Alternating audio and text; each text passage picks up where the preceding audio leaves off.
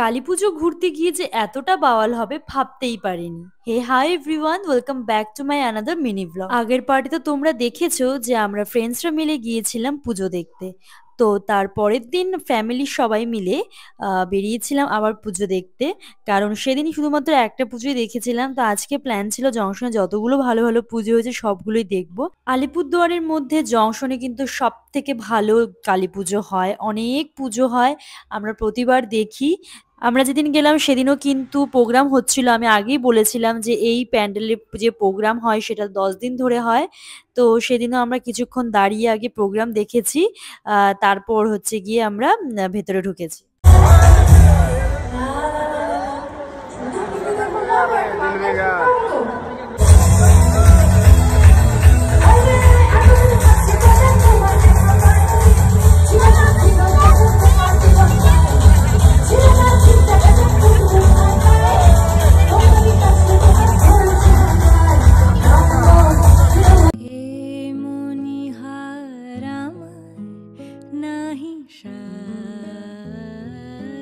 ভিড় নিয়ে আর কি বা নতুন করে বলবো, রোজ দিন প্রচন্ড ভিড় হয়েছিল।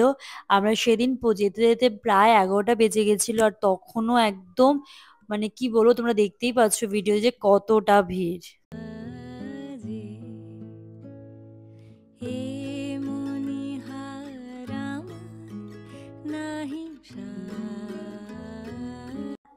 তারপর আমরা একে একে করে জংশনে আরো যে বাকি পুজোগুলো ছিল সেগুলো এক্সপ্লোর করতে বেরিয়ে গেছিলাম। তো এটা আমি না মনে নেই আমার এখন যে কোন ক্লাবের কোন ঠাকুরগুলো ছিল। তো আমি এক এক করে তোমাদের দেখিয়ে দিচ্ছি, তোমরা জেনে থাকলে আমাকে কমেন্টে কিন্তু অবশ্যই জানিও, আমি এখন ভুলে গেছি। তো তারপর আমি আমার ফেভারিট রোল খেয়ে নিলাম। তো মেলায় বা পুজোয় বেরিয়ে রোল খাবো না তা তো হতেই পারে না। তারপর হ্যাঁ, এটা মনে আছে আমার, এটা ছিল চাচাখাতার পুজোটা। এটা থিমটা বেশ সুন্দর ছিল। তো খুব সুন্দরভাবে ডেকোরেট করা ছিল, তো সেটা দেখলাম। তখন অলরেডি আমাদের বেজে গিয়েছিল 1:30টা মতন, কারণ আমরা পুজো দেখেছি দুটো আর খেয়েছি 2 ঘন্টা ধরে। তো এই করতে করতে অনেকটা লেট হয়ে গেছিল।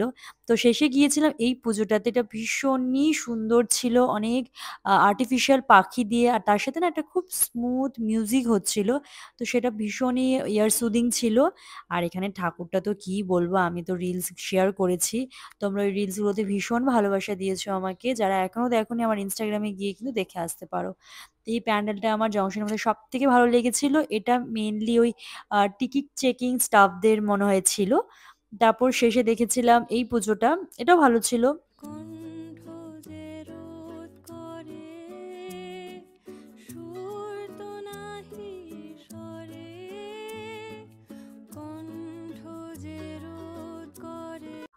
এই হলো সেই বিখ্যাত পুজো এবারে জংশনের, যেটার থিম ছিল ভূতের। তো ফার্স্ট দিন সেকেন্ড দিন আমরা দুদিনই দেখতে পারিনি। তো আমরা 3 নম্বর দিন বেরিয়েছিলাম হচ্ছে গিয়ে এই পুজোটা দেখতে, শুধুমাত্র এই পুজোটা দেখতেই আমরা হচ্ছে গিয়ে এসছিলাম তার 3 নম্বর দিনে। তো তখন বাজে প্রায় 11:30, তোমরা 11:30 নয় সরি, তখন মানে 12:30 বাজে। আর ভিড়টা তোমরা জাস্ট দেখো, তখনও ভীষণই ইউনিক করেছিল। ভেতরটা ঢুকে তো মনেই হচ্ছিল না যে আমি কোনো মানে কি বলবো বাঁশ দিয়ে তৈরি কোনো ইয়েতে ঢুকেছি, মনে হচ্ছে এটা সত্যিকারের কোনো গুহা। তার মধ্যে ঠাকুরটাও ভীষণই ইউনিক, তোমরা দেখতে পাচ্ছ। আম, আমার তো খুব ভালো লেগেছে। এই যে সেই ঐতিহাসিক ভূত যেগুলো দেখে একদমই ভয় লাগেনি। যাই হোক, বেশ এনজয় করেছি প্যান্ডেলটাকে। আর সবার মুখে এত শুনেছিলাম, তো দেখা হয়নি বলে এটাও দেখে নিলাম। মনে কোনো আফসোস রাখতে নেই কোনো কিছু, আমি মনে করি। যেহেতু 3 নম্বর দিন মানে মোটামুটি কালী পুজোর শেষ, মানে ভাইফোঁটার আগের দিন গিয়েছিলাম, তাই জন্য অনেক ভূত আবার ওখান থেকে চলেও গিয়েছিল। 2-3টে ভূত ছিল, বাট হ্যাঁ এই পার্টটা খুব স্ক্যারি ছিল। এই দেখে সত্যিই মনে হচ্ছিল কোনো জীবন মানে লাশ ঝুলছে, এই জায়গাটা সত্যিই ভীষণ ভয় লেগেছিল দেখে। বাই দ্য ওয়ে, এই ছিল আমার শেষ কালী পুজোর ব্লগ। কেমন লাগলো অবশ্যই জানিও।